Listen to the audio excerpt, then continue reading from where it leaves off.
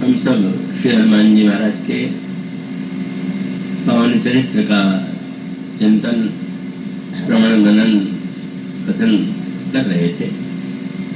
आइए इसी परंपरा में श्री हनुमान जी के चरित्र पर आगे दृष्टि डालने का प्रयास करें।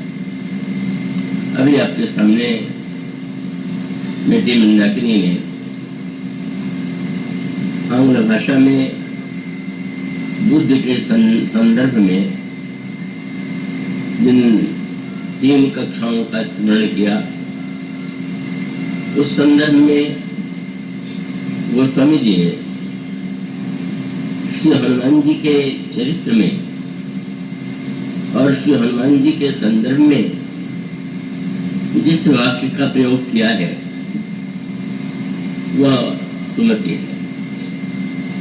श्री रामचरितमानस के प्रारंभ में भगवान राम के नाम की वंदना है और उस वंदना में गोस्वामी जी जीवन में जो आध्यात्मिक तत्व है, उसकी आवश्यकता है, उसकी ओर हमारा ध्यान आकृष्ट करते हैं। नाम महिमा के प्रसंग में उन्होंने बड़ा विस्तार दिया है। कई दोहे में उन्होंने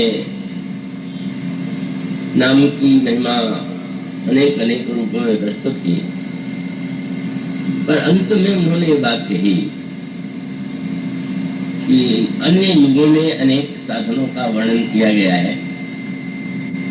जैसे सतयुग के जो व्यक्ति होते थे वो योग और विज्ञान के माध्यम से ब्रह्म तत्व की उपलब्धि करते थे। सतयुग सब जोगी विज्ञानी करि हरि ध्यान करे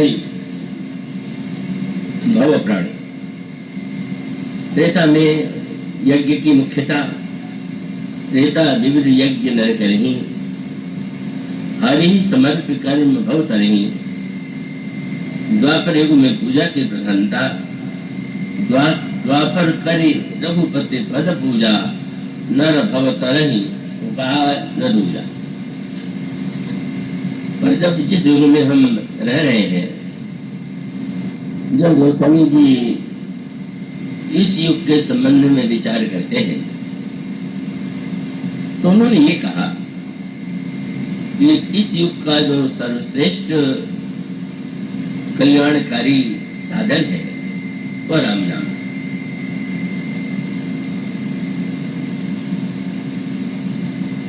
इसका तात्पर्य नहीं है कि आप ध्यान या योग की दिशा में अग्रसर न हो, और इसका यह तात्पर्य भी नहीं है यज्ञ करना निरर्थक है और पूजा का निषेध नहीं किया जा सकता। पर गोस्वामी जी ने ये कहा कि इस युग की जो समस्या है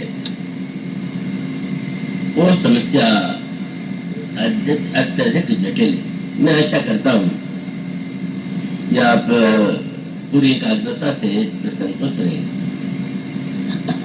इसको हम यूँ कह सकते हैं कि एक तो युग का विभाजन जो है वो कालक्रम से, और दूसरे युग का विभाजन देश क्रम से, और तीसरा युग का विभाजन व्यक्ति क्रम से। और इसको हम दृष्टांत के रूप में यदि आपके सामने रखना चाहें तो जिन मुख्य नगरों की व्याख्या चर्चा आप मानस में पढ़ते हैं, उसमें हम युग की यदि धारणा को देखना चाहें तो यह जो मिथिला नगरी है यह मानो सतयुग में स्थित है, और अयोध्या त्रेता युग में स्थित है, और उसके पश्चात यह जो किष्किंधा है ये द्वापर युग की मनस्थिति का परिचय है, और लंका जो है वो कलियुग की जो मनोभावना है उसकी अभिव्यक्ति लंका में दिखाई देती है। और इसका तात्पर्य है कि अगर आप वहां के निवासियों के चरित्र का जो पक्ष प्रस्तुत किया गया है उस पर आप ध्यान देंगे तो आपको क्या मिलेगा? तो मिथिला में जितने स्त्री पुरुष हैं उनके लिए गोस्वामी जी कहते हैं, पुर नर नारी सुभग सुचि संता धर्मशील ज्ञानी गुणवंता। मिथिला का प्रत्येक नागरिक, प्रत्येक महिला संतत्व की भावना से ओतप्रोत है।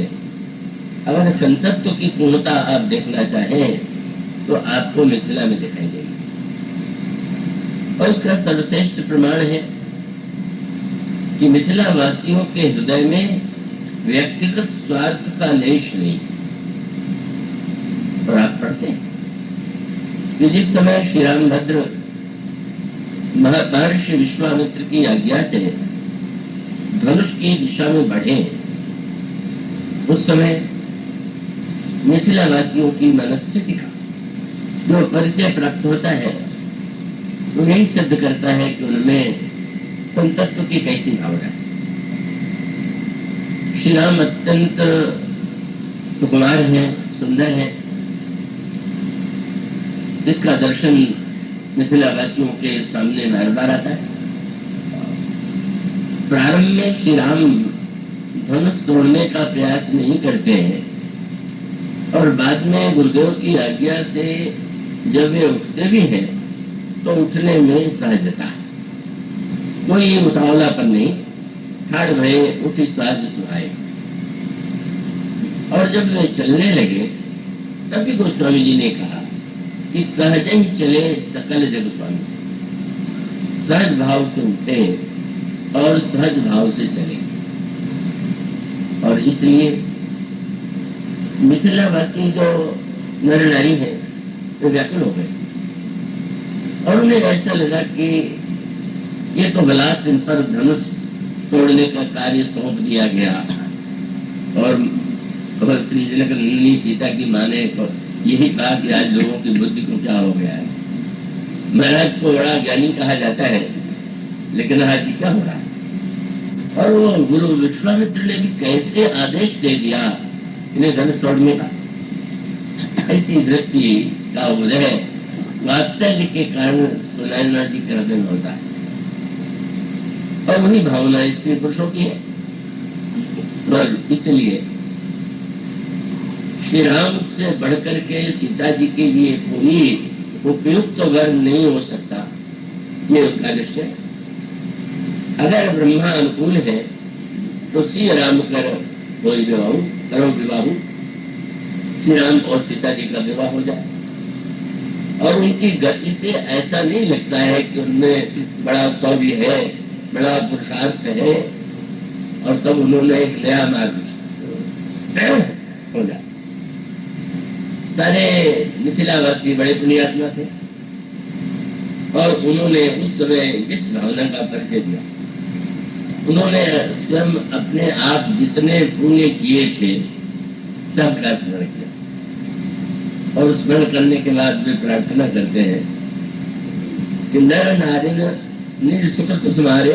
सबने आप कल्पना कीजिए, हम चाहते हैं कि अपने पुण्य का फल हमें प्राप्त हो, हम करें और अधिक प्राप्त हो, पर जिन्होंने अपने जीवन का सारा पुण्य ही इसलिए समर्पित कर दिया कि श्री राम से धनुष टूट जाए और सीता जी और श्री राम का विवाह हो जाए, कैसी उदात्त भावना है, कैसी निष्कामता है, कैसा समर्पण और प्रेम। और इसीलिए वो व्यंग विनोद के प्रसंग में जनकपुर की सखियों ने श्री राम को यह स्मरण दिलाया। विवाह की विधि संपन्न हो गई और विवाह के बाद चारों दूल्हा गहबर में ले जाए गए। वहां पर किसी पुरुष का, आचार्य और मुनि का प्रवेश नहीं। श्री राम अत्यंत संकोची स्वभाव के हैं और वो दृष्टि नीचे किए हुए बैठे। और सखियों को लगा कि इनका संकोच कैसे दूर किया जाए। तो अब वो उस मोहर में या प्रेम में कोई प्रार्थना की भाषा तो बोली नहीं जाती। दास्य भावनाओं में तो भक्त कहते हैं तो कृपा करके हमारी ओर देखो, लेकिन प्रेम की जो भाषा होती है वो कभी कभी बड़ी विलक्षण होती। अहियो गति प्रेमना स्वभाव कुटिलावती, प्रेम की गति मानो टेढ़ी मेढ़ी है। इसलिए ये प्रार्थना करने के स्थान पर कि आप हम लोगों की ओर भी तो दृष्टि डालिए। रामायण में गोस्वामी जी ने अपने कुछ पंक्तियों में व्यंग भरे वाक्य का उल्लेख किया। एक सखी ने यही कहा और ऐसे कहा कि श्री राम को सुनाई दे जाए। तो श्री राम पर ही व्यंग था। जैसे कि सारे संसार के राजा राजकुमार आए हुए, पर लगता है कि यह जो सांवले वर्ण का राजकुमार है, जितना अभिमानी और घमंडी है, ऐसा कोई नहीं। आश्चर्य, श्री राम में अभिमान की कल्पना भी नहीं हो सकती। दूसरी सखी ने पूछा, तुम कैसे समझती हो कि इनको बड़ा अभिमान है? देखो, अभिमान न होता तो दूसरों की ओर भी तो देखते कि और कौन बैठा हुआ है, उसके विषय में भी तो कुछ सोचते। लेकिन वो तो अपनी सुंदरता में ही इतने भूल गए कि आंख उठा के देख भी नहीं रहे। और तब तीसरी सखी ने कहा, अच्छा, अगर अपने सौंदर्य के गर्व के मारे वे इतने अपने आप को महत्वपूर्ण मान बैठे हैं तो इसे कहो। रामायण में तुलसीदास जी लिखते हैं, उस सखी ने कहा, गर्व करहु रघुनंदन जनि मन माही, अन्यत्र सुंदरता के गर्व कीजिएगा, यहाँ नहीं। क्यों? बोले आपन मूर्त देखो उसे की छान। आप कितने सुंदर हैं तो सीता जी की छाया देख लीजिए, जैसी उनकी छाया वैसे तो आप हैं। प्रभु मुस्कुरा करके केवल देखने लगे कि ये नया स्तोत्र पाठ जो मेरे लिए किया जा रहा है, तो चुप हो जाते हैं। पर लक्ष्मण जी से नहीं रहा गया। लक्ष्मण जी ने कहा कि आज तक तो हमारे श्याम भद्र भैया को किसी ने अभिमानी नहीं कहा, पर अगर ये अभिमान करे तो उन्हें अधिकार है। और तब कहा कि आप लोग भूल गई, धनुष न टूटने पर आपकी कैसी दशा हो गई थी, महाराज जनक की, जनकपुर वासियों की, और कितनी पीड़ा, कितना कष्ट, और हमारे श्री प्रभु ने धनुष तोड़ करके आपका कष्ट दूर कर दिया। अगर वो अभिमान करे तो उसमें सही तो है। सखी ने कहा, वो व्यंग्य की भाषा थी। अच्छा, तो तुम धनुष यज्ञ की याद दिला रहे हो, पर उसके पहले एक दिन कुछ वाटिका में भी तो पधारे थे, तब की याद तो कर लो। क्या तुम्हें याद होगा, तुम तो साथ में ही थे, कि जब फूल तोड़ करके लता कुंज से निकले तो क्या दृश्य था? दृश्य यही तो था कि भाल तिलक श्रम बिंदु सुहाए, पसीने की बूंद आ गई माथे। सखी ने कहा, जो फूल तोड़ने में जिसको पसीना आ जाए, क्या वो धनुष तोड़ सकता है? तब कैसे टूट गया? ये तो हम लोगों ने प्रार्थना करके देवी देवताओं को मना करके अपना पुण्य देके इनको तोड़वा दिया। कृतज्ञ तुम्हें हम लोगों का होना चाहिए, तुम कुछ नहीं कर दिया। मानो उसका अभिप्राय ये है, ये तो एक व्यंग प्रेम की भाषा थी, तो मानो वहाँ के व्यक्ति कितने निष्काम हैं और कितनी उच्च कोटि की भावना है कि उन्हें अपने पुण्य का कोई फल चाहिए ही नहीं। वे तो समस्त पुण्य ही अर्पित कर देते हैं जनक नंदिनी सीता और श्री राम के लिए। और महाराज जनक के विषय में जो एक पौराणिक गाथा है, वह भी सिद्ध करती है कि यहाँ पर कैसा महान संतत्व है। महाराज जनक जब ब्रह्मलोक की दिशा में ले जाए जा रहे थे, तो उनको लेने के लिए ब्रह्मलोक के पार्षद आए हुए थे, पर कोई ऐसी घटना कर्म फल की थी जो उनको ले जाने के लिए नरक का रास्ता चुना गया। ब्रह्मलोक जाएंगे पर नरक के रास्ते, और वो वहां से विमान जा रहा था। और जिस समय विमान पर महाराज जनक जा रहे थे, उनके शरीर से इतना दिव्य सौरभ भाव का, ज्ञान का, आनंद का, कि उसकी सुगंध जब नारकीय प्राणियों को मिली तो पुकार उठे। कितना दिव्य दर्शन सुहा ऐसी सुगंध है, इसके स्पर्श से हम धन्य हो रहे हैं। और आप कृपा करके थोड़ा रुक जाए, जिससे आप रहेंगे तो हमारा हृदय शीतल हो।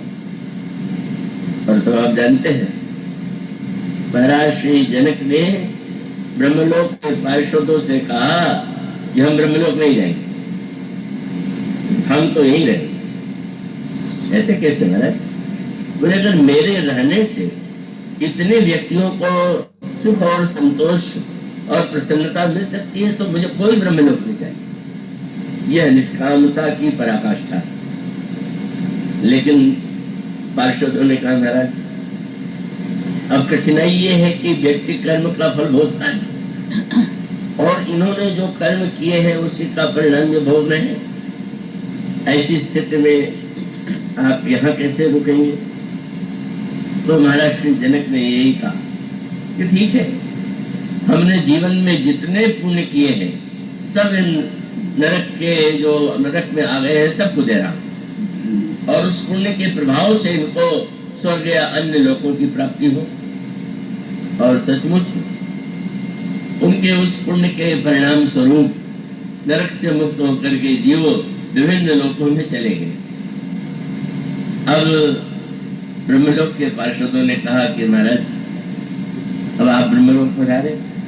तो कहा कि हमने तो पुण्य दे दिया, तो अब मेरे पास तो पुण्य नहीं है कि मैं कैसे जाऊं।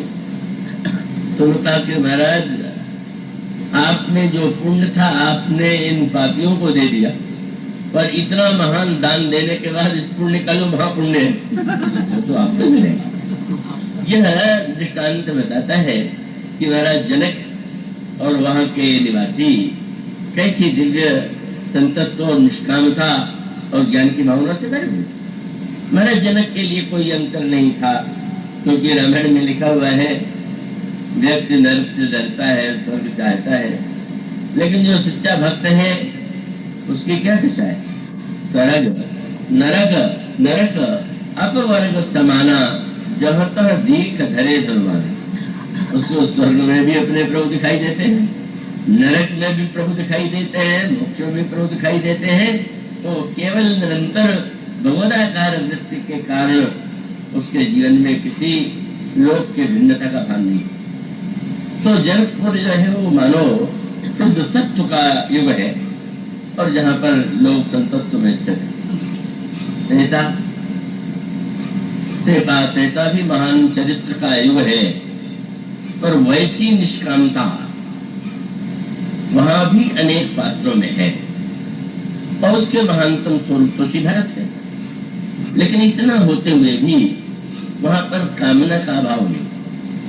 मेरा दशरथ ने जो यज्ञ किया था त्रेता के धर्म के अनुकूल, वो पुत्र काम शुभ यज्ञ करावा एक शुभ कामना से किया गया यज्ञ था।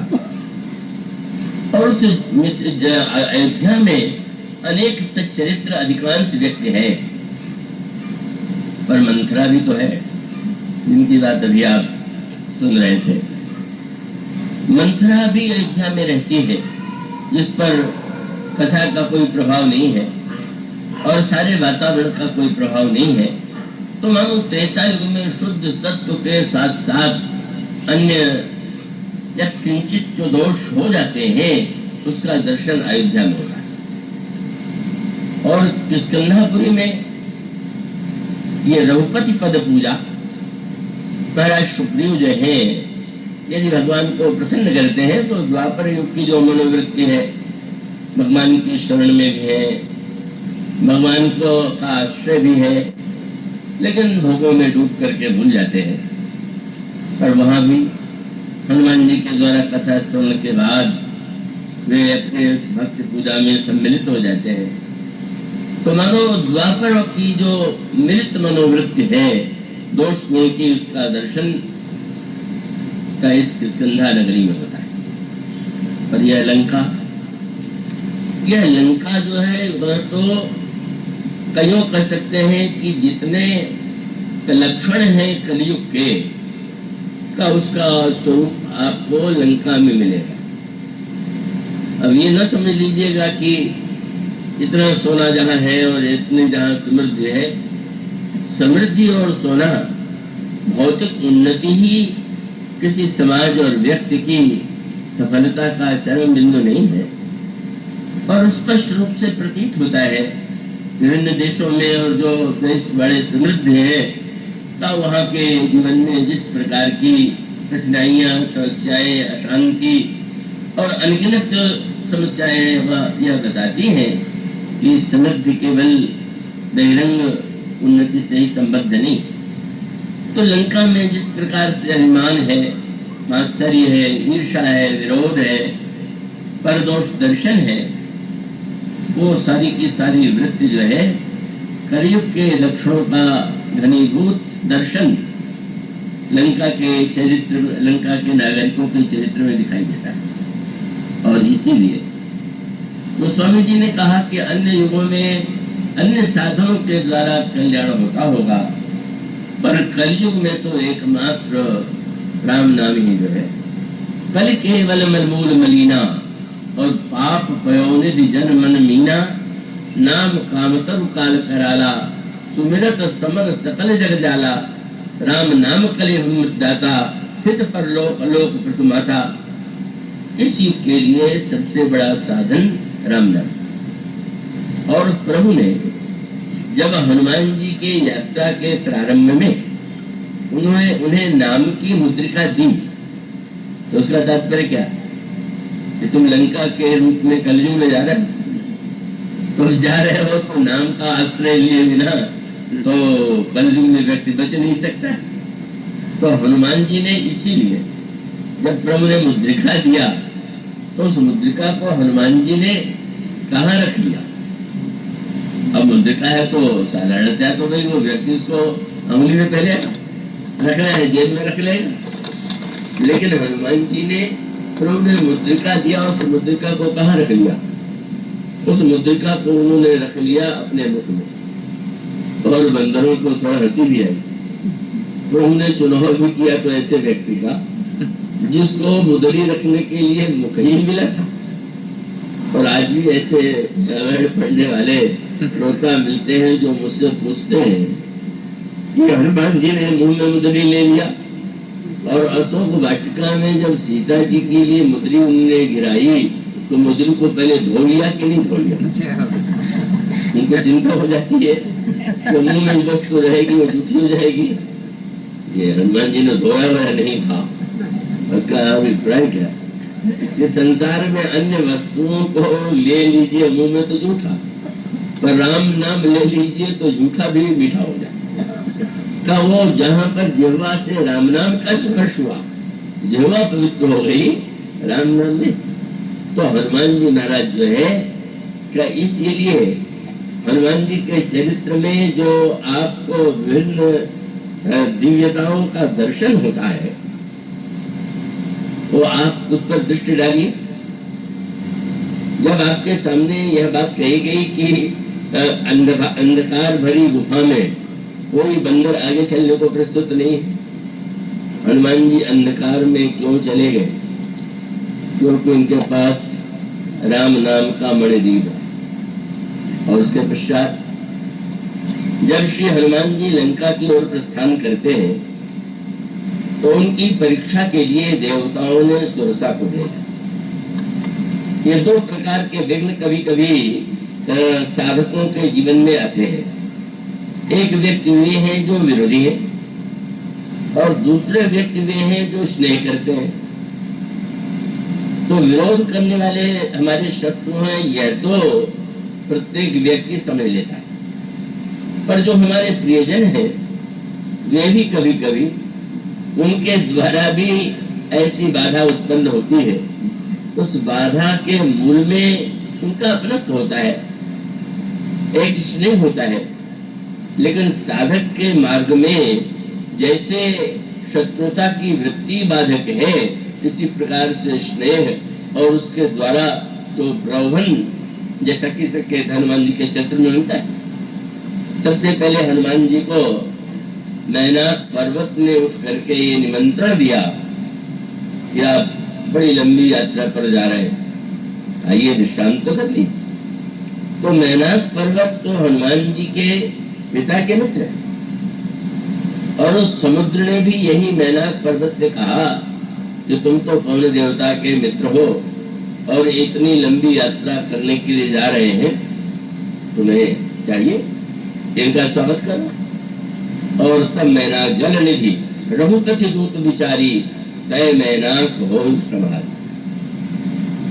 वह मैनाक पर्वत, पुराण कहते हैं मैनाक पर्वत स्वर्ण पर्वत। हनुमान जी को निमंत्रण दिया मैनाक ने, मैं तुम्हारे पिता का मित्र हूं और मैं चाहता हूं कि तुम विश्राम करो। यह प्रलोभन आकृष्ट कर लेता है, ममता आकृष्ट कर लेती है।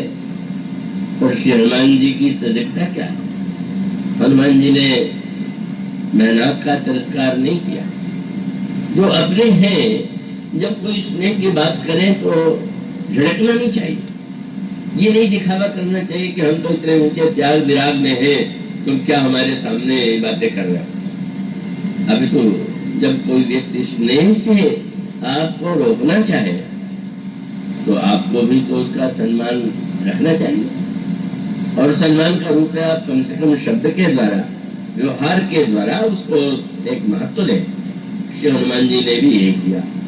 मैनाक पर्वत को उन्होंने स्पर्श किया, प्रणाम किया और ये कहा कि आप मेरे पिताजी के मित्र हैं, मेरे लिए वंदनीय है, मैं आपको प्रणाम करता हूँ।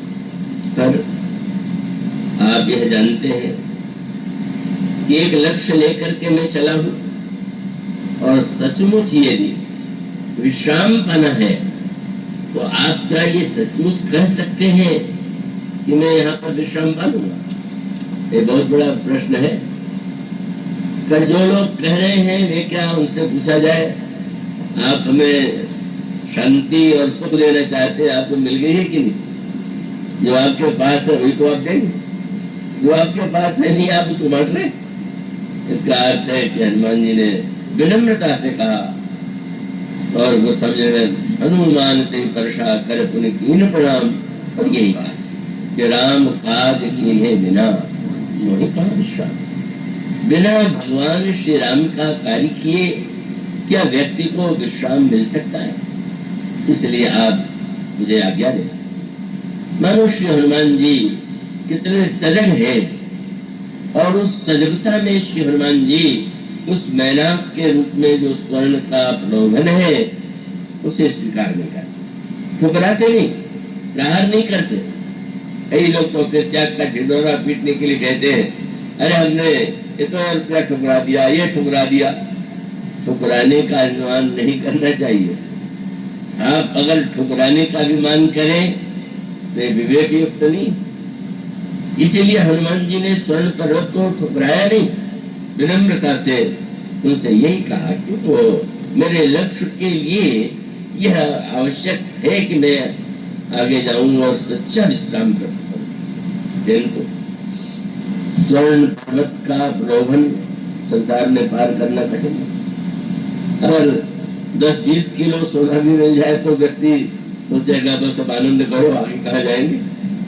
और सोने का पहाड़ हनुमान जी ने उसको वह प्रलोभन नहीं किया। लेकिन उसके बाद और भी एक बड़ी समस्या जो एक महान लक्ष्य की ओर बढ़ रहे हैं उनके सामने आती है। और वो क्या है?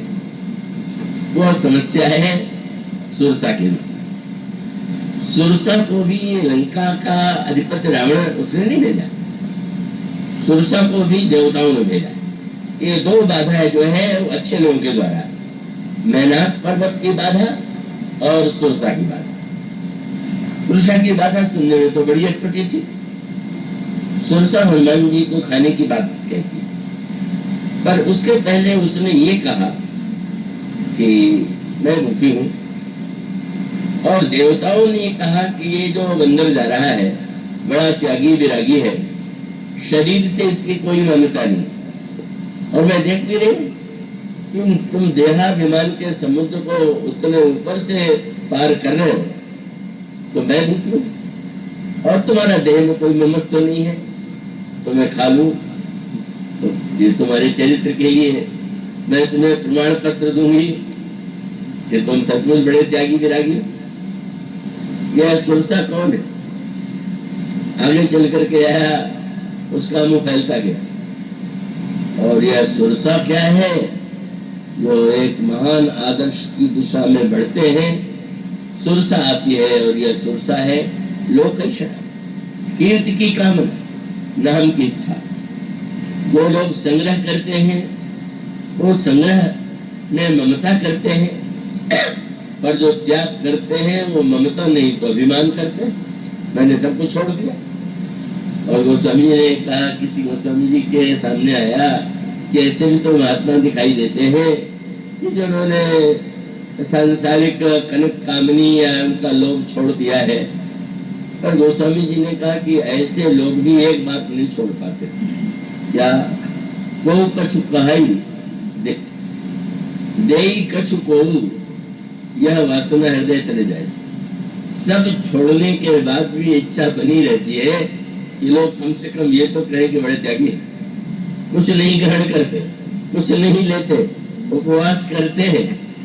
मानो यह कहलाने की इच्छा बड़े बड़े त्यागी और विरागी कहे जाने वालों में भी दिखाई देती। यही सुरसा। और यह सुरसा न जाने कितने लोगों को खा रही। उसका स्वभाव यही, कीर्ति की कामना। आप जब मनोवैज्ञानिक रूप देखेंगे, हनुमान जी ने सुरसा को मारा नहीं, लंकिनी को उन्होंने मुक्के से क्यों गिराया, सिंहिका को उन्होंने मार दिया, पर आपने सुरसा को मारा नहीं। और इसका तात्विक अर्थ क्या है? ये जो लोकैषणा है उसको मारना नहीं चाहिए, क्योंकि इसमें एक समस्या है। कीर्ति की संकेत क्या है? देवताओं ने भेजा है, कर्मा सर्पों के। तो कीर्ति की कामना जो है वो काम तो अच्छे कराती है, पर बाद में दुर्गुणों को भी जन्म दे देती है। और दुर्गुण क्या? आपने कोई अच्छा काम किया, अब अन्य लोग भी तो अच्छा काम कर रहे होंगे नाम कमाने के लिए। अब ये चिंता हो जाती कहीं मुझसे इसका नाम बड़ा न हो जाए, कहीं इसकी कीर्ति अधिक न हो जाए। तो स्वाभाविक है कि दूसरे की कीर्ति को हम कैसे कम सिद्ध करें और हमारा नाम सबसे अधिक हो जाए, ये कामना बहुत कठिन। ये तो छोड़ छोड़ पानी, लेकिन कीर्ति की कामना से व्यक्ति कम से कम अच्छे काम तो करता है। जब भी कोई कीर्ति चाहेगा तो सेवा करेगा, दान देगा और परोपकार के कार्य करेगा। इसलिए हनुमान जी का तात्पर्य था कि कीर्ति की कामना में दोष तो है, और कई बार तो कीर्ति की कामना व्यक्ति को खा जाती है। बस दिन रात एक ही चिंता कि हमारा नाम समाचार पत्र में निकला कि नहीं, चित्र निकला कि नहीं, हमारी कोई विशेषता बताई गई कि नहीं। यह कामना बड़ी कठिनाई है इसकी। इसलिए हनुमान जी ने मनाया और यही कहा कि हाँ ठीक है, मैं शरीर के लिए कुछ ये नहीं कहता हूँ कि शरीर कोई ऐसी वस्तु है कि जिसका मोह किया जाए, लेकिन मेरे जीवन का शरीर का भी एक लक्ष्य है, और वही है कि राम ने कार्य करी फिर मैं आऊं, सीता कह सुधी प्रभु सुनाओ, तब तो बदन बैठियो आई, सत्य कहो नहीं जान। प्रभु का संदेश मैं जनक नंदिनी सीता को सुनाऊंगा, सीता जी का संदेश मैं श्री राम को सुनाऊंगा, तब तुम्हारे मुंह में आऊंगा, तुम खा लेना। सुरसा ने कहा अच्छा, इतनी लंबी योजना, और तुम एक बार वचन दे रहे हो तो आवश्यक थोड़ी है कि तुम कार्य पूरा करने के बाद आ ही जाओ, मैं तो अभी खाऊंगी। तो वो एक सांकेतिक प्रसंग है जहाँ हनुमान जी सुरसा के मुंह में, पहले तो हनुमान जी ने कहा अच्छा तो मुझे खाओ। सुरसा मुंह फैलाती है और हनुमान जी उससे दूर हो जाते हैं। सरल सा इसका अर्थ ये है कि आप जिस प्रशंसा के भूखे हैं, प्रशंसा माने आप में जो विशेषता है उसको बढ़ा के बताना। किसी लखपति को करोड़पति कह दीजिए तो प्रशंसा, तो किसी करोड़पति को लखपति कह दीजिए तो क्या प्रशंसा होगी। तो मानो हनुमान जी ने जब देखा कि सुरसा ने मुंह फैलाया तो उससे दूर हो गए। अब अगर जो व्यक्ति और बड़ा है, कीर्ति की कामना का मुंह छोटा हो गया।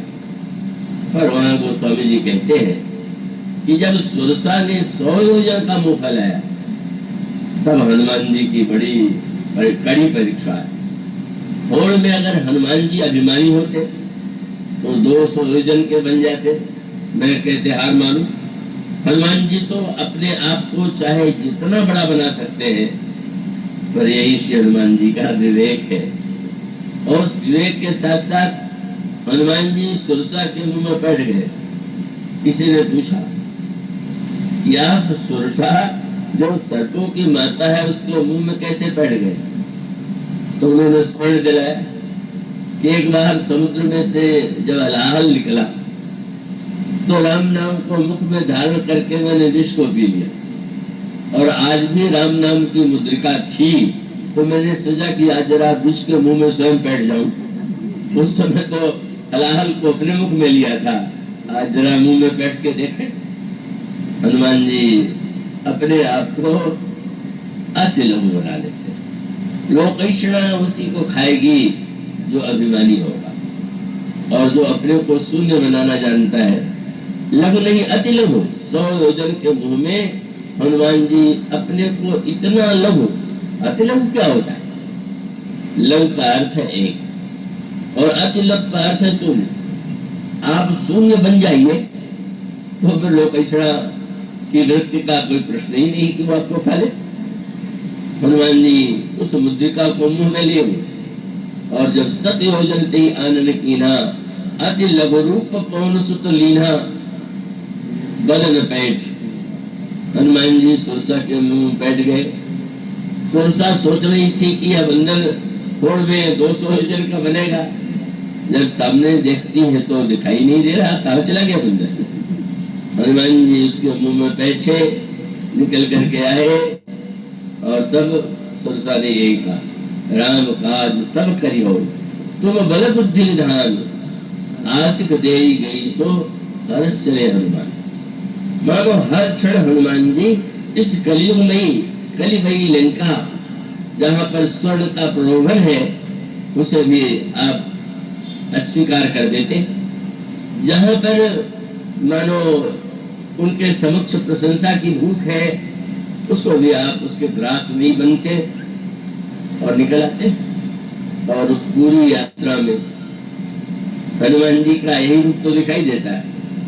हनुमान जी लंका में बैठते हैं, लंका के घर घर में आप प्रवेश करते हैं, लंका के दृश्यों को अपनी आंखों से देखते हैं। लंका वासी जिस प्रकार से भोग और वासना में डूबे हुए हैं, वह नग्न रूप में उनके सामने था। पर हनुमान जी की दृष्टि, हनुमान जी के पास तो वह दिव्य राम नाम है, जिस राम नाम के द्वारा समस्त वासनाएं विच्छिन्न हो जाती है, समस्त दोष दूर हो जाते हैं। और हनुमान जी लंका के प्रत्येक घर में बैठते हैं, और वहां जब वे देखते हैं सीता जी कहीं नहीं, मानो कहीं भी जाइए शांति कहीं नहीं। समृद्धि है, सुख है, सामग्री है, पर यही कहते हुए मिलेंगे कि सब कुछ है, पर क्या बतावे शांति नहीं। और फिर उसके बाद हनुमान जी से जो विभीषण का मिलन है, यही संत का मिलन है। अभी आप सत्संग की महिमा की पंक्ति भी सुन रहे थे, तो हनुमान जी को अंत में सहायता किससे मिलती है? सहायता मिली तो सत्संग के द्वारा, और संत से परिचय कैसे हुआ? बस गोस्वामी जी ने कहा कि हनुमान जी तो सोचने लगे, इतनी भयानक नगरी में भला कोई संत कैसे होगा। लेकिन हनुमान जी सोच रहे थे तो राम नाम से ही सुमरण किया, राम नाम का स्मरण उन्होंने किया। और हनुमान जी, अच्छा, ये तो बहुत अच्छा परिचय हुआ। मेरे मुंह में भी राम नाम, इनके मुंह में भी राम नाम, जिसके मुंह में नाम वही धन्य। और आज कितनी बड़ी कृपा हो गई। और इस तरह से नाम का आश्रय लेते हुए जब हनुमान जी अशोक वाटिका में गए, और वो सारे दृश्य उन्होंने अपनी आंखों से देखे, और देखने के बाद रावण का धमकाना, डराना, फिर चले जाना, फिर त्रिटा के द्वारा स्वप्न सुनाना। अंत में त्रिटा से जब सीता जी ने यही कहा कि तुम अंग ला दो, मैं शरीर का त्याग कर दूं, तो उसने यही कहा कि देवी, रात्रि के समय नहीं, मानो संकेत था, अंधेरे में निराश होना नहीं चाहिए। आप सूर्य वंश की वधू हैं, आपके पिता महानतम ज्ञान व सूर्य के एक स्वरूप माने जाते हैं। सीता भी चली गई। श्री सीता जी इतनी व्याकुल है कि उस समय हनुमान जी वृक्ष के ऊपर बैठे हुए विचार कर रहे हैं, तरु पल्लव महारहा लुकाई, करे विचार करो का भाई, क्या करूं मैं। लेकिन जिस समय सीता जी इतनी व्याकुल हुई कि उन्होंने अशोक वृक्ष की ओर देखा और उनके मुंह से निकला कि सुनहि विनय मम बिटप अशोका, सत्य नाम करू हरु मम शोका। अशोक तुम्हारे नाम का अर्थ है जो शोक को दूर करे, और तुम्हारे नीचे बैठ करके भी अगर मैं शोकातुर हूं तो तुम्हारा नाम झूठा सिद्ध होगा। तो तुम अगर अपने पत्तों के माध्यम से मुझे अग्नि का एक टुकड़ा दे दो तो मेरा दुख दूर हो सकता है। हनुमान जी सोच रहे थे क्या करें। तब आप पढ़ते हैं हनुमान जी ने क्या किया। जो ही माँ अशोक के नाम की व्याख्या और प्रार्थना करने लगी, गोस्वामी जी लिखते हैं, कपि कर हृदय विचार दीन मुद्रिका डारी। तब हनुमान जी को उपाय सूझ गया और उन्होंने मुद्रिका को ऊपर से नीचे डाल दिया। पढ़ के कितना विचित्र लगता है। कोई व्यक्ति आपसे अपनी प्रिय वस्तु भेजे और जिसके लिए आया है आप उसको सीधे आदर पूर्वक दे कि उन्होंने भेजा है, ये तो ठीक, पर आप क्या कोई फेंक दे ऊपर से, लीजिए उन्होंने आपके लिए भेजा है, आपको कैसा बुरा लगेगा। पर हनुमान जी और सीता जी ने जो अनोखा रहस्यपूर्ण संवाद था, उसका रहस्य क्या था। हनुमान जी ने मुद्रिका को नीचे डाला क्यों, हाथ में क्यों नहीं दिया। हनुमान जी धन्य। हनुमान जी जो है माँ को मानो उलाहना दे रहे थे। माँ किष्किंधा से यात्रा करते हुए इतनी समस्याएं आई, इतने संकट आए, पर नाम राम के प्रभु के नाम के प्रभाव से ही मैं सुरक्षित रहा। पर अब जब मैं देख रहा हूँ कि आपने राम नाम छोड़ करके अशोक का नाम जपना शुरू किया, तो जब आपकी ही राम नाम में आस्था नहीं तो लीजिए मैं भी डाली देता। यह मानो बड़ी चतुराई का प्रयोग और बहुत अच्छा हुआ। मुदरी गिरने नहीं पाई। श्री सीता जी का मुंह तो ऊपर था, देखे अशोक देता है कि नहीं। कवि कर हृदय विचार दीन मुद्रिका डारी, तब जन अशोक अंगार दीन हरसी उठी कर गए। गिरने नहीं पाई मुद्रिका। सीता जी ने बीच में मुद्रिका को पकड़ लिया। हनुमान जी ने माँ को मनी मन प्रणाम किया। माँ आज नाम की महिमा गिरने वाली थी, लेकिन अब आपने फिर से संभाल लिया है, तो अब नाम की महिमा संसार में बनी रहेगी। और यह जो संवाद होता है, उस संवाद का मानो रहस्य है कि श्री सीता जी भी राम नाम ही जप कर रही थी बहुत देर तक। श्री सीता जी श्री राम की कथा का ज्ञान उस स्वयं उस कथा की पात्र है।